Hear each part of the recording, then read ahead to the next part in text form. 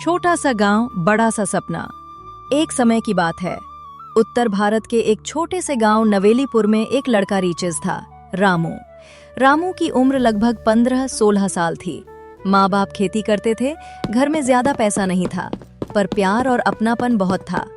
रामू दिन में स्कूल जाता और शाम को खेत में काम करता। उसके अंदर एक सपना था, मैं बड़ा होकर अपने गांव की तकदीर बदलूंगा। लेकिन उसे पता नहीं था कि ये कैसे होंगे।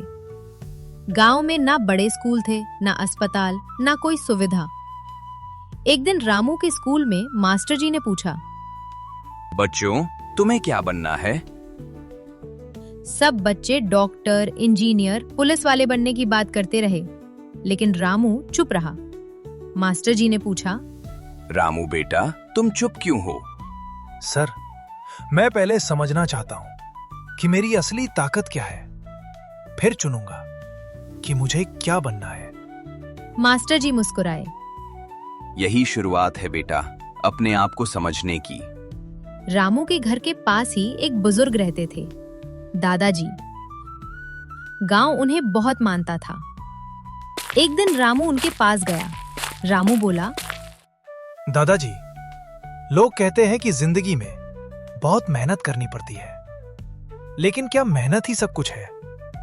दादाजी ने मिट्टी का एक बर्तन उठाया, उसमें आधा पानी भरा और बोले, बेटा, ये बर्तन जिंदगी है। इसमें आधा पानी मेहनत है और बाकी आधी जगह वह समझदारी से भरती है। मेहनत के बिना कुछ नहीं, लेकिन सिर्फ मेहनत भी काफी नहीं। अगर समझदारी, धैर्य और अच्छा दिल जोड़ दो तो जिंदगी एकदम बदल जाती है। रामू ने ये बात दिल में बिठा ली। कुछ महीनों बाद गांव में भारी बारिश हुई। नदी उफान पर आ गई और कई खेतों में पानी भर गया। रामू का खेत भी डूब गया।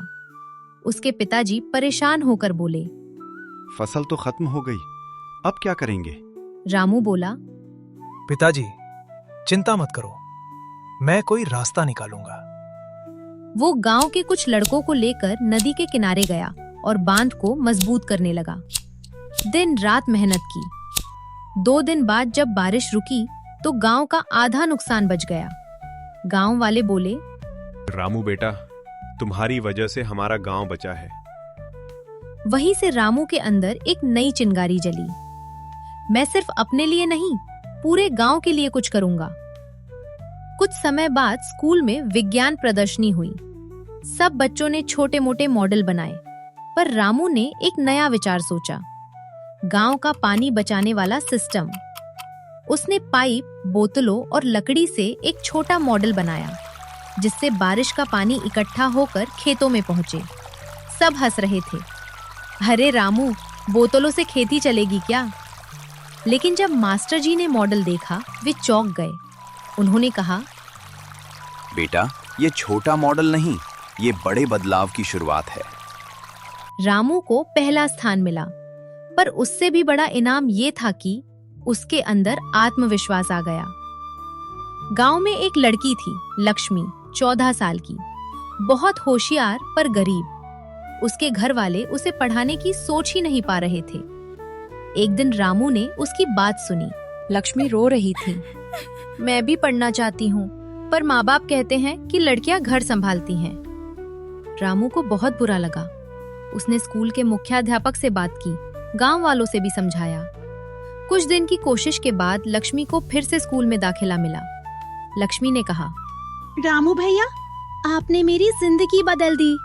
रामू बोला, नहीं, तुमने खुद अपनी जिंदगी बदली है, मैंने बस दरवाजा खोला है। दिन बीतते गए। समय के साथ रामू की उम्र बढ़ रही थी। उसे शहर जाकर पढ़ाई करनी थी, पर पैसे नोइंग थे। एक रात वो उदास बैठा था, तभी दादाजी आए और बोले, बेटा, जब रास्ता न दिखे तो आगे एक छोटा कदम बढ़ा दो, रास्ता खुद बनता जाएगा। अगले दिन रामू ने छोटे छोटे काम करने शुरू किए। खेतों में लोगों की मदद, पानी पहुंचाने का काम, शाम को बच्चों को पढ़ाना। धीरे धीरे पैसे इकट्ठा हुए। गांव वालों ने भी उसकी लगन देखकर कुछ मदद की। अंततः वो शहर पढ़ने गया। शहर आकर उसे बड़ा फर्क महसूस हुआ। ऊंची ऊंची इमारतें, तेज रफ्तार जिंदगी, नए लोग। शुरू में उसे बहुत कठिन लगा। कई बार उसे लगा कि वो हार जाएगा, पर वो दादाजी की बात याद रखता। एक छोटा कदम। वो पढ़ाई करता, पार्ट टाइम नौकरी करता और गांव की कमी याद करते हुए आगे बढ़ता। धीरे धीरे वो पढ़ाई में टॉप करने लगा। उसने पर्यावरण और खेती से जुड़े प्रोजेक्ट बनाने शुरू किए। 4 साल बाद वो डिग्री लेकर गांव लौटा। गांव वाले उसे देखकर खुश हो गए। रामू अब बड़ा हो चुका था, समझदार और जिम्मेदार भी। उसने गांव में बदलाव के काम शुरू किए। बारिश का पानी बचाने के लिए टैंक बनाए, खेतों में नई तकनीक लाया, बच्चों के लिए शाम की पढ़ाई का केंद्र खोला, लड़कियों की शिक्षा पर जोर दिया। लोगों की कमाई बढ़ी, पानी की समस्या कम हुई, गांव में हरियाली लौटने लगी। गांव वाले कहते, रामू बेटा, तूने तो पूरा गांव बदल दिया। रामू मुस्कुराता और कहता, मैंने नहीं, हमने किया है। एक दिन दादाजी बीमार हो गए। रामू भागता हुआ उनके पास गया। दादाजी बोले, बेटा, क्या तुमने जिंदगी का सबसे बड़ा खजाना ढूंढ लिया? नहीं दादाजी, अभी तक समझ नहीं पाया। बेटा, असली खजाना पैसे नहीं होते, ना ही ऊंचे पद। असली खजाना होता है लोगों के जीवन में रोशनी फैलाना, किसी के काम आ जाना और अपने गांव, अपने देश, अपने लोगों को आगे बढ़ाना। यही जीवन का सबसे बड़ा धन है। कुछ दिनों बाद दादाजी चल बसे, पर उनकी बात रामू के दिल में हमेशा के लिए बस गई। सालों बीतते गए और रामू धीरे धीरे गांव का नेता बन गया। पर वो नेता सत्ता वाला नहीं, सेवा वाला नेता था। वो हर सुबह खेतों में काम करता, लोगों से मिलता, बच्चों को पढ़ाता और गांव को आगे ले जाने में जुटा रहता। एक दिन शहर का एक अधिकारी गांव आया और बोला, आपके कामों को देखते हुए सरकार आपका नाम राष्ट्रीय पुरस्कार के लिए भेज रही है। रामू मुस्कुराया। मुझे किसी पुरस्कार की जरूरत नहीं। मेरा पुरस्कार तो ये है कि मेरा गांव खुश है। लेकिन गांव वालों ने कहा, रामू बेटा, आज तू जो है वो हमारी शान है, तू ये सम्मान जरूर ले। अंततः रामू ने पुरस्कार लिया और भाषण में केवल एक बात कही, अगर कोई इंसान अपने छोटे से गांव, अपने छोटे से घर और अपने छोटे से दिल में बड़ा सपना रख ले, तो वो दुनिया बदल सकता है।